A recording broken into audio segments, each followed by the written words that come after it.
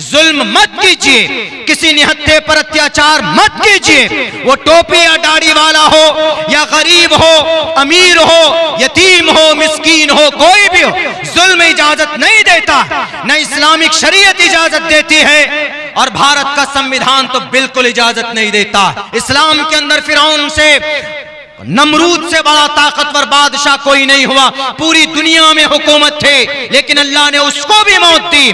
फिरौन अपने आप को खुदा कहता था, वो भी बचता, मौत से मुकाबला करता, लेकिन मौत ने उसको भी मौत दी है, मौत ने उसका भी काम किया है। इसीलिए मरना हर किसी को है। आर्टिकल नंबर 21 में लिखा है, protection of our life and personal liberty, यही लफ्ज हैं भारत के संविधान का दफा नंबर 21 का, कि इस देश में हिंदू हो के मुसलमान सबको जीने की आजादी, सबकी जान की रक्षा करना हमारे पुलिस प्रशासन की जिम्मेदारी। आप किसी पर लाठी चलाओगे तो रब पूछेगा, परमात्मा पूछेगा। मस्जिद की निस्बत पर यह प्रोग्राम है। मस्जिद हम सब के लिए 6 करोड़ 30 लाख मुरब्बा मील की ये जो धरती है, इस जमीन पर, इस धरती पर सबसे मुबारक और मोहतरम जगह अल्लाह की नजर में कोई है तो वो मस्जिद है, और सबसे नापसंद जगह अल्लाह की निगाह में कोई है तो बाजार है, मार्केट है, जहां पर चाय पान, मार्केट आप जिसको भी कह लीजिए। अल्लाह के नबी की हदीस भी है, इन्ना अहब्बल बिलादी इलल्लाहि मसाजिदुहा व अबगजुल बिलादी इलल्लाहि अस्वाकुहा। तो इन मस्जिद से मोहब्बत हमें होनी चाहिए, और इन मस्जिद से मोहब्बत तभी हो सकती है जब आप मस्जिद में नमाज पढ़ने जाएंगे। मस्जिद को पैसा देकर तामीर कर देना बड़ी बात नहीं है। अभी बेंगलोर के अंदर एक महापुरुष ने, एक आदमी ने दावत दी हमें, मस्जिद की ओपनिंग करना था। उस मस्जिद को अकेला एक आदमी ने 7 करोड़ रुपए खर्च करके जमीन से लेकर डेकोरेशन तक सब काम किया। ऐसे भी लोग हैं, कर देते हैं, लेकिन मैंने उनसे ये बात कही कि मस्जिद तो बड़ी आलीशान आपने बनाई है, बहुत अच्छी बात है, अल्लाह आपको इसका अज्र देगा, लेकिन ये मस्जिद तभी आपके लिए, समाज के लिए फ़ायदेमंद साबित होगी जब आप उस मस्जिद को नमाज के ज़रिए से आबाद करेंगे। नमाजी होनी चाहिए मस्जिद में, अल्लाह को नमाजी चाहिए, अल्लाह को डेकोरेशन, पेंट और भी बहुत सारी चीज़ें, रंग रोगन मस्जिद की नहीं चाहिए। अल्लाह को असल नमाजी चाहिए। और नमाज एक ऐसा अमल है कि जब आप नमाज इखलास के साथ पढ़ते हैं तो दूसरी बुराइयां आपसे ऑटोमेटिक, ये नमाज आपको ख़त्म करती चली जाए। इन्नस्सलात तन्हा अनिल फ़ाशाइ वल मुनकर, बेशक नमाज बेहयाई बुरी बातों से रोकती है। पता ये चलता है कि जब कोई नमाज पढ़ता है, नमाज जैसी होनी चाहिए। आज के तरह हमारे और आपके तरह नमाजी नहीं कि नमाज पढ़ते हैं, बाद में आकर झूठ भी बोलते हैं, चुगलखोरी भी करते हैं, बेईमानी भी करते हैं, वैसे नमाजी नहीं। मुखलिस, पूरे दिल दिमाग नमाज में होना चाहिए, इबादत में होना चाहिए, वह नमाज आपके लिए फ़ायदेमंद होगी इंशाअल्लाह तबारक व तआला।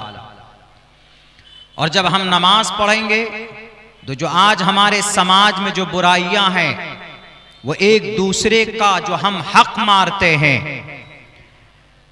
बेईमानी करते हैं, एक दूसरे पर, कमजोरों पर कभी कभी धौंस दिखाते हैं, याद रखिए अल्लाह अपना हक माफ कर देगा, बंदे का हक माफ नहीं करेगा। अल्लाह के ज़ाब्ते में नहीं है यह बात। अभी एक जगह प्रोग्राम हुआ, मैं परसों महाराष्ट्र में नांदेड़ में था, और कल की तारीख में सिलचर आसाम में था। वहां से हम आज सुबह 9:30 बजे यहां पहुंचे हैं। तो एक सवाल हमसे हुआ कि मौलाना, हज करने से सारे गुनाह धुल जाते हैं, तो फिर कोई भी गुनाह करें, हम बेईमानी कर लें, किसी की जमीन हड़प लें, नाजायज कब्जा कर लें, या कोई और किसी को तकलीफ दे दें जुबान से या किसी अमल से, तो वह तो हज करने से माफ हो जाता। हमने कहा कि बिल्कुल नहीं हो सकता।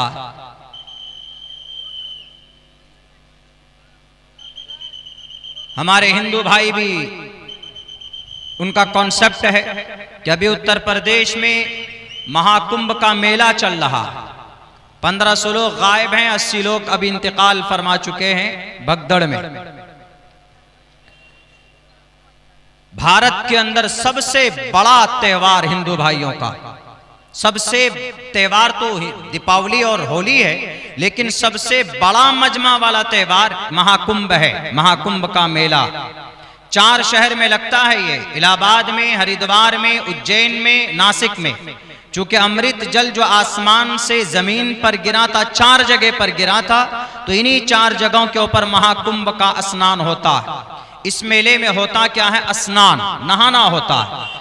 हमारे हिंदू भाई भी अगर हैं तो वो जानते हैं कि महाकुंभ में गंगा में स्नान करने से उनके पाप धुल जाएंगे। जैसे मुसलमान समझता है कि हज करने से मुसलमानों का सारा गुनाह माफ हो जाता है, ये दोनों ही अकीदा गलत है। हिंदू भाइयों का कॉन्सेप्ट उनके शास्त्र की रोशनी में गलत है, मुसलमानों का अकीदा उनकी शरीयत की रोशनी में गलत है।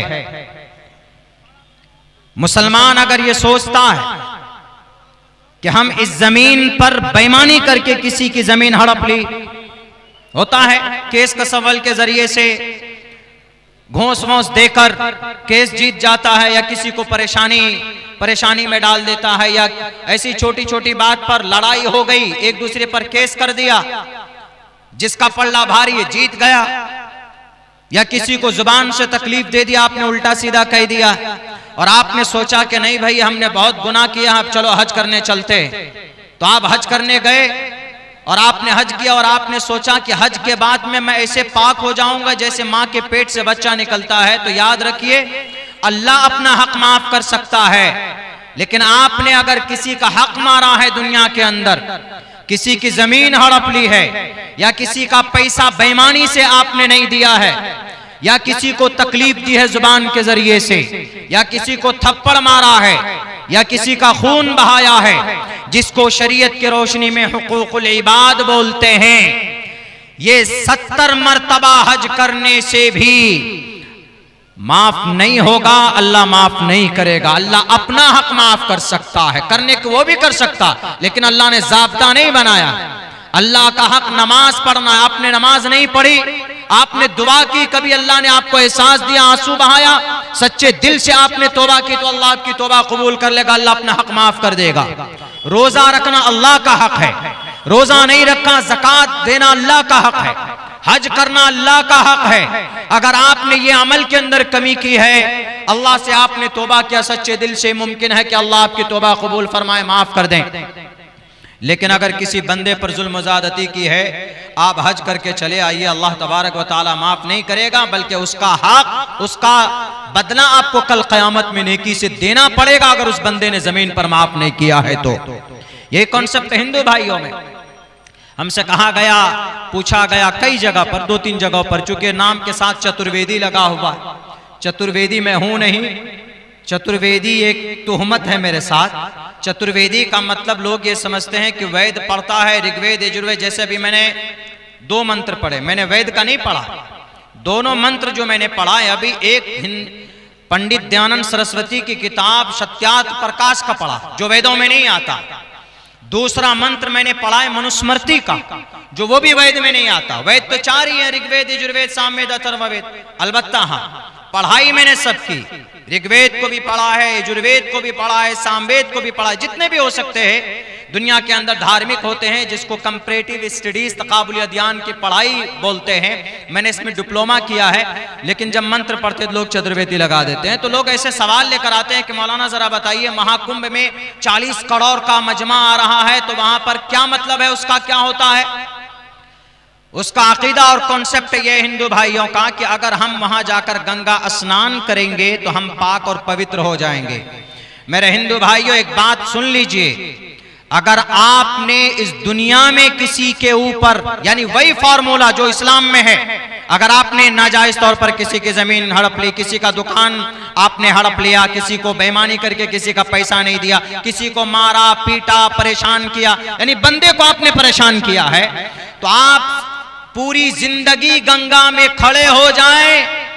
12 साल में एक मर्तबा महाकुंभ का मेला आता है, कभी भी परमात्मा आपको न सुखम न प्राम गति, आपको न प्राम गति परम पद मिल सकता, न आपको सुख मिल सकता, कभी भी नहीं हो सकता, नहीं मिल सकता। अगर आप ये सोचते हैं कि हम मर्डर करके जाएंगे और गंगा स्नान करेंगे, you will be free and after here definitely you will enter the paradise, कभी नहीं हो सकता। आप इंसानों पर जुल्म करोगे तो रब के सामने खड़े होकर तुम्हें जवाब देना होगा। हिंदू हो कि मुसलमान हो, सबके लिए एक ही ज़ाब्ता है। इस जमीन पर किसी बंदे पर अगर कोई जुल्म करेगा तो कल चलकर उसको अपनी नेकी से बदला देना पड़ेगा। इसीलिए, और फिर वेदों में महाकुंभ नहीं है, बल्कि पौराणिक कथाओं में है, लिखा हुआ है, एक जगह पर लिखा है कि बिभिदः गिरिमं नवमिन्नी कुंभा। ये लफ्ज कुंभ है, कुंभ का मतलब कच्चा घड़ा आता है।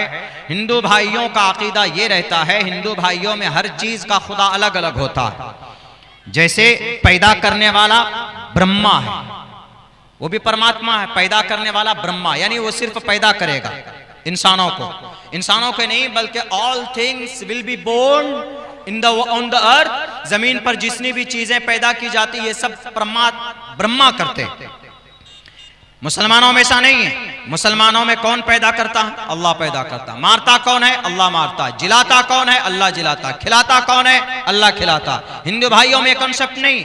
हिंदू भाइयों में पैदा करने वाला परमात्मा ब्रह्मा, पालने वाला परमात्मा विष्णु, मारने वाला परमात्मा शिव, पानी का बरसाने वाला परमात्मा इंद्रजीत, मारने वाला जान निकालने वाला परमात्मा यमराज। बोलते हैं ना, तू कहीं का यमराज है मुझे मारेगा, बोलते हैं ना यमराज। यमरूपम भयंकरम, एक बड़ी हिस्ट्री है उसके बारे में, बहरक है। हिंदू भाइयों का यह अकीदा, यह कॉन्सेप्ट है, उनके अलग अलग परमात्मा होते हैं। तो यही इसी से जुड़ा हुआ है एक किस्सा, एक वाकया कि इंद्रजीत देवता, राक्षस और इंद्रजीत के बीच में जब लड़ाई हुई थी अमृत जल के लिए। अमृत जल का मतलब आदमी एक मर्तबा पी ले तो वो कभी मर नहीं सकता। हालांकि यह अकीदा गलत है, लेकिन मानना है, पौराणिक कथाओं में लिखा है। उस अमृत जल को पाने के लिए 12 साल तक लड़ाई हुई आसमान पर। तो ये वो अमृत जल 4 शहर में गिरे, हरिद्वार में, प्रयागराज में, उज्जैन में, नासिक में। तो वही अमृत जल को पाने के लिए गंगा स्नान किया जाता है, ताकि अमृत जल में हम नहा ले तो हमारे पाप धुल जाएं। मेरे हिंदू भाइयों, पौराणिक कथाओं में लिखा तो है, लेकिन इतनी बात जरूर याद रखिएगा कि अगर आप इस जमीन पर किसी का हक अगर आप मार लेते हैं तो आप गंगा में नहा लें, कि आप इलाहाबाद में नहा लें, कहीं पर भी नहा लें, परमात्मा आपको छोड़ेगा नहीं। जरूर आपको परमात्मा के सामने खड़ा होना होगा। इसलिए कि वेद का एक मंत्र है, वेद का, युना पिता जनिता युविधाता धामानि वैद भुवनानि विश्वा युदेवानाम नाम दायक इवतम संप्रश्नम भुवनायंत यन्या। मतलब इसका यह है, ला युगादिरु सगीरतन वला कबीरतन इल्ला अहसाहा ववजदू मा अमिलू हाजिरा। इस जमीन पर बंदा कोई भी काम करता है, कोई भी काम करता है, 24 घंटे में 24 सेकंड ऐसा नहीं गुजरता कि अल्लाह तबारक व तआला आपके रिकॉर्ड, आपके अमल को रिकॉर्ड न कर रहा हो। कल कयामत में सारी चीजें खोल दी जाएंगी। मैंने जो ऋग्वेद का मंत्र पढ़ा है, उस मंत्र का यही मतलब है। आपको मरना है और इंसान मरेगा। खुदा का कुरान कहता है, कुल्लु नफ्सिन जायक़तुल मौत, मरोगे। इस जमीन पर रब के सामने जाना होगा, परमात्मा के सामने जाना होगा और हिसाब किताब होगा। कुल्लु नफ्सिन ज़ाइक़तुल मौत, हर इंसान को, हर जानदार को मरना पड़ेगा। रब के सामने हाजिरी होगी और अपने किए का जवाब देना होगा कि हमने ये अमल किया था, इसकी पसे पुश्त क्या है, क्या रीजन है, क्या वजह है। अल्लाह सब कुछ जानता है। मेरे सनातन धर्मी भाइयों, आपको भी परमात्मा के सामने जाना होगा, इसलिए कि अविक्तम विक्ति मा पन्यम मन्यन्ति मा मबुद्धमा परम भाव मजानंतो ममा वयमानुत्तमम। इंसान जिंदा रहने के लिए नहीं आया। जिस इंसान को रब ने पैदा किया उसी इंसान को वह परमात्मा मारेगा, और परमात्मा इंसानों के लिए मौत मुकर्रर कर चुका। मौत सिर्फ मुसलमानों को नहीं आती, मौत सबको आती, मौत हर जानदार को आती। मौत से कोई नहीं बच सकता। अगर मौत से बच सकता था तो हिंदू भाइयों, आपके यहाँ अंधकासुर से बड़ा कोई ताकतवर पैदा नहीं हुआ, वो मौत से बच जाता। आपके यहाँ रावण से बड़ा ताकतवर कोई नहीं हुआ, वो मौत से बच जाता। आपके यहाँ दुर्गम राक्षस से कोई बड़ा नहीं हुआ, वो मौत से जीत सकता था। इस्लाम के अंदर फिरौन से, नमरूद से बड़ा ताकतवर बादशाह कोई नहीं हुआ। पूरी दुनिया में हुकूमत थे, लेकिन अल्लाह ने उसको भी मौत दी। फिरौन अपने आप को खुदा कहता था, वो भी बचता, मौत से मुकाबला करता, लेकिन मौत ने उसको भी मौत दी है। मौत ने उसका भी काम किया है। इसीलिए मरना हर किसी को है। मरने से पहले मरने की तैयारी कीजिए। जुल्म मत कीजिए, किसी निहत्थे पर अत्याचार मत कीजिए। वो टोपी या दाढ़ी वाला हो या गरीब हो, अमीर हो, यतीम हो, मिस्कीन हो, कोई भी हो, जुल्म इजाजत नहीं देता, न इस्लामिक शरीयत इजाजत देती है, और भारत का संविधान तो बिल्कुल इजाजत नहीं देता। आर्टिकल नंबर 21 में लिखा है, protection of our life and personal liberty. यही लफ्ज है भारत के संविधान का दफा नंबर 21 का, कि इस देश में हिंदू हो के मुसलमान सबको जीने की आजादी, सबकी जान की रक्षा करना हमारे पुलिस प्रशासन की जिम्मेदारी। आप किसी पर लाठी चलाओगे तो रब पूछेगा, परमात्मा पूछेगा। अभी 2 दिन पहले 29 जनवरी को मधुबनी के अंदर एक मासूम निहत्थे इमाम साहब को मारा गया। पीठ पर दाग पड़ गए। इमाम साहब था, सर पर टोपी और दाढ़ी थी। पुलिस वाले, आप तो रक्षक है ना, आप तो इस देश के नागरिक के आवाम की हिफाजत करने वाले। कहां गया? डीएसपी रैंक का कोई पुलिस अधिकारी था। जब चेकिंग चल रही थी, 29 जनवरी की बात है, उसको हाथ दिया। इमाम साहब थोड़े दूर जाकर के रुके। वहां पर जाकर डीएसपी ने थप्पड़ मारना शुरू किया। भारत का संविधान इजाजत देता है? डीएसपी साहब बताओ तो जरा, डीएसपी ऐसे आप बन गए, डिस्ट्रिक्ट सुपरिटेंडेंट ऑफ पुलिस वाले, आपकी बड़ी जिम्मेदारी होती। आपने क्या पढ़ा है? आपने कौन सी कॉलेज यूनिवर्सिटी के अंदर तालीम हासिल की? इतना मारा उसको। जब उसको लॉकअप में बंद किया गया, जब वो पेशाब करने के लिए कह रहा मुझे पेशाब करना, तो डीएसपी ने हवालात को खोलकर पैर पे मारा, थप्पड़ मारा, कहा कि तुमको बुलाओ तुम्हारे खुदा को। क्या इस देश के अंदर खुदा पर अकीदा रखना गलत है? आर्टिकल नंबर 25 का क्या मतलब है? Freedom of conscience and free profession and practice propagation of the religion, जिसमें कहा गया हिंदू है तो राम बोलेगा तो कोई गुनाह नहीं, मुसलमान है तो अल्लाह बोलेगा कोई गुनाह नहीं। तो आपको किसने इजाजत दी टोपी और दाढ़ी वाले पर हाथ उठाने के लिए? सिर्फ इस वजह से कि वह इमाम साहब ने गाड़ी दूर रोकी, थप्पड़ मारा, पीठ पर मारा, पीठ सुजा दिया। 3 दिन से बेचारा दरभंगा कॉलेज के अंदर पड़ा हुआ। कौन? एक इमाम साहब। मुसलमान होना गुनाह है। याद रखो, अगर आप दुनिया में बच सकते हो, परमात्मा के सामने नहीं बच सकते तुम। युनाह पिता जनिता यु विधाता धामानी वैद भूनानी विश्वा। एक एक जुल्म का हिसाब लेगा। अल्लाह हिदायत दे, अल्लाह इस समाज को जुल्म से पाक और पवित्र करे। मेरे भाइयों, ये तो एक बात हो गई। आखिर में अब एक रिक्वेस्ट आप सबसे करता हूं। मुकर्रिरीन और भी हैं, अभी आपको एमपी साहब को भी सुनना है, ये भी अपना खास पैगाम आपको देके जाएंगे। एक खास पैगाम यह है कि समाज में हमें तब्दीली लानी है, तो उसके लिए एक रास्ता जो बहुत अच्छा और स्ट्रॉन्ग है, वो ये कि अपने बच्चों को तालीम दीजिए। Education is the most powerful weapon which you can use to change the world. किसने कहा था? नेल्सन मंडेला ने कहा था, साउथ अफ्रीका का गांधी जी। और हमारे नबी ने तो यही कहा ना, तलबुल इल्मी फरीज़तुन अला कुल्ली मुस्लिम। तालीम दीजिए तो आपका बच्चा शराब से भी दूर हटेगा, तालीम दीजिए तो आपका बच्चा कोरेक्स से भी नफरत करेगा। क्योंकि हमारे बच्चे को पता ही नहीं, हमारा छोटा छोटा बच्चा कोरेक्स पी रहा है, नट्राबेट खा रहा है, सुलेसन सूंघ रहा है। पता है आपको कितना बड़ा गुनाह है। अल्लाह के नबी फरमाते हैं, ला यशरबुल खमर हीन यशरब वहुव मुमिनुन, अगर कोई मोमिन सुलेसन सूंघता है या कोरेक्स अपने मुंह में डालता है, जैसे ही कतरा उसकी जुबान पर छूती है उसका ईमान निकल जाता है, यानी वो मोमिन नहीं रहता। अब अगर नशे की हालत में किसी की मौत हो गई तो मुसलमान होगा, काफिर बनकर मरेगा, सुन लीजिए। और अल्लाह के नबी फरमाते हैं कि जो नशा करने वाला बंदा नशा करके घर पहुंचता है और किसी बर्तन को हाथ लगाता है तो बर्तन नापाक हो जाता है। अल्लाह के नबी ने यह भी फरमाया कि अगर कोई आदमी सूअर खाता है, नापाक है, नहीं खा सकते। मुसलमान गोश्त खाता है, भैंस का खा लेता है, योगी जी की अम्मा का कभी खा लेता है, कभी कभी मटन खा लेता है। हमारे मुसलमान तो बस खाने में बहुत नंबर 1 मिलेंगे, बैरकैफ, लेकिन फिर भी मुसलमान सूअर का गोश्त नहीं खाता क्योंकि नापाक है, नजीस है, हराम है, उसको नहीं खा सकते आप, परमिशन नहीं है। लेकिन अगर कोई खा लेता है तो क्या होगा, तो उसकी नापाक चीज खाने की वजह से गुनाह उसके ऊपर होगा।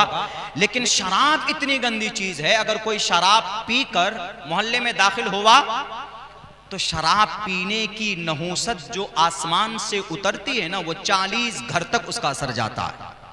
ये इतना बड़ा गुनाह है, ये इतना बड़ा बुरी बीमारी। इसीलिए इन चीजों से पाक पवित्र करने के लिए अपने समाज को बेहतर है, सबसे बेहतर रास्ता तालीम का। हम लोग जहां महीने में 15-15, 20-20 किलो गोश्त खा जाते हैं ना, इसको कम कीजिए, हरी सब्जी खाइए, लड़ाई भी कम होगी। वरना बकरी का बच्चा आया तो लीजिए तलवारबाजी शुरू, केस शुरू, 1 बीघा जमीन बेच तोरे पीछे देख लो, दिक्कतें केस लड़वे थे, इसी में बर्बाद। भारत का कोई स्टेट ऐसा नहीं गुजरा है कि आपके इस भाई को ना पहुंचाया। 30 को कलकत्ता में, 31 को नांदेड़ में, 1 तारीख को सिलचर और 2 को भी सिलचर में था। आज यहां कल मैं चला जाऊंगा बारसोई, परसों फिर बेगूसराय की तरफ चला जाऊंगा, मैं पहुंचा हूं। मैं यही ऑब्जर्व कर रहा हूं, देखता हूं कि हमारे सीमांचल के अंदर लोग खाने में ज्यादा ध्यान देते हैं, बच्चों को ना पढ़ाते हैं, बच्चों को तालीम का कोई निजाम नहीं। एक ही रास्ता, there is nothing you can change the Seemanchal, आप सीमांचल को बदल सकते हो। हर जिम्मेदारी इंसान की जिम्मेदारी नहीं। हम खामखा लड़ते हैं, अरे सरकार ऐसा क्यों नहीं किया, वैसा नहीं किया, दूसरे दर्जे की चीज है। सरकार नहीं करेगी, मान के चलिए गवर्नमेंट नहीं करेगी आपके लिए कुछ, तो क्या आप गवर्नमेंट क्या से बैठे रहिएगा? बच्चे को पढ़ाइए, मैट्रिक कराइए, इंटर कराइए, स्कॉलरशिप मिलता है, स्कॉलरशिप के अंदर में आपका बच्चा यूपीएससी क्रैक कर सकता है, नीट क्रैक कर सकता है। आपका बच्चा टैलेंटेड बनाइए अपने बच्चों को। 2-2, 3-3 हजार रुपए मछली और गोश्त खाते, उसको कम कीजिए, महीने के अंदर 500 बचाइए। हाफिज कुरान बनाइए, आलिम दीन बनाइए। हराम हलाल की अपना जो मदरसा जितना चलता है, पूछिए उलमा से, मदरसा चलाने वालों से, रात दिन पसीना बहाते, सर से लेकर नीचे तक पसीना बहता, तब जाकर मदरसा चलता। क्या अगर पूरी बस्ती वाले महीने में 200 रुपए अगर मदरसों को डोनेट करेगा तो मदरसे में चंदा करने की नौबत आएगी? नहीं आएगी। आपकी आखिरत भी बनेगी, आपका मदरसा भी चलेगा, आलिम भी मिलेगा, हाफिज भी मिलेगा। और उन्हीं मदरसों के अंदर अंग्रेजी, मैथ, साइंस को इंटर करेंगे, उसके अंदर में सब्जेक्ट को आगे बढ़ाएंगे तो इंशाअल्लाह हमारा बच्चा एक हाथ में कुरान होगा तो दूसरे हाथ में भारत का संविधान होगा। क्यों नहीं करते हम ये तब्दीली? हमें किसी से शिकायत करने की जरूरत नहीं, हमें अपने आप के गिरेबान में झांक कर देखने की जरूरत है। एक मंत्र पढ़ा था, उसका एनालिसिस करके 2 मिनट में अपनी बात खत्म करता। मातृमान पितृमान चार्यवान पुरुषो वेदा, पंडित दयानंद सरस्वती जी, बहुत पहले का जमाना नहीं, 150 साल पहले का जमाना। उन्होंने बहुत अच्छी बात लिखी, मातृमान, सबसे पहली जिम्मेदारी बच्चों की तरबियत मां पर होती है। हमारी मां अपने बच्चों पर तरबियत करती। कभी 3 साल 4 साल के बच्ची को मां ने कहा कि बेटा अल्लाह एक है, कभी किसी मां ने बताया कि बेटा हमारा नबी मोहम्मद है, किसी माँ ने बताया कि बेटा हमारे भारत की ये इतिहास है, ये हिस्ट्री है?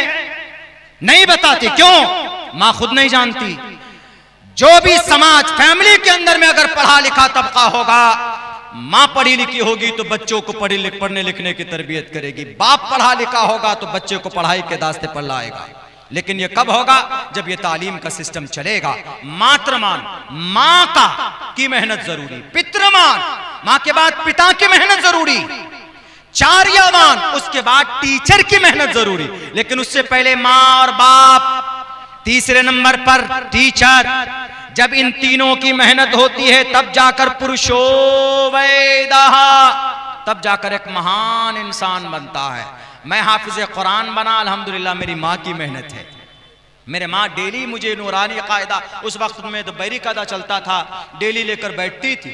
यहाँ तक कि नाजरा मैंने माँ के पास शुरू किया। आप में से भी बहुत से लोग ऐसे होंगे जिन्होंने माँ से बहुत तालीम हासिल की, तो शुरुआत वहीं से हो जाती। इसलिए मेरी माएँ बहनें बैठी हुई, आपसे गुजारिश है कि आप अपने बच्चे की तरबियत तालीम की तरफ, अकीदे की तरफ पहले शुरू कीजिए। ये नेट्रा भेट सुलेसन और ये जितना भी चल रहा है, जो होम डिलीवरी का जो सिस्टम चल रहा, ये इससे नफरत जब ही हो सकती जब हम अपने बच्चों को अवेयर करेंगे इंशाअल्लाह। आज नहीं तो 10 साल के बाद, 15-20 साल के बाद, ये जो छोटी छोटी नस्ल है ना, ये पढ़े लिखे होंगे ना, तो ये खुद इन चीजों से नफरत करेंगे, खुद इन चीजों को अपने समाज से दूर करेंगे। तो उसकी शुरुआत आपको करनी होगी। जब इन तीनों लोगों की मेहनत होती है तो तब जाकर एक महान इंसान पैदा होता है। मुझे कभी उम्मीद है कि हम समाज के, शुक्रिया, तो इंशाअल्लाह हम लोग मेहनत करेंगे, अपने बच्चों पर करेंगे। गोश्त कम खाइएगा, मांसाहारी मत बनिए, शाकाहारी बनिए। हाँ, योगी जी की अम्मा को बहुत काट के खाते हैं आप लोग। गोश्त से कुछ नहीं, गोश्त, मांस, मछली खाने पर बैलेंस डालिए, लगाम डालिए। बच्चों की तालीम पर अनथक मेहनत कीजिए। 500 रुपए महीने में कमाते हैं, कम से कम उसमें एक दिन में कमाते हैं, तो उसमें से 100 रुपए एकदम फिक्स कीजिए, मैं अपने बच्चे को पढ़ाऊं। 100 रुपए बच्चे की तालीम के लिए। तो इंशाअल्लाह देखिएगा समाज हमारा सीमांचल तरक्की करेगा।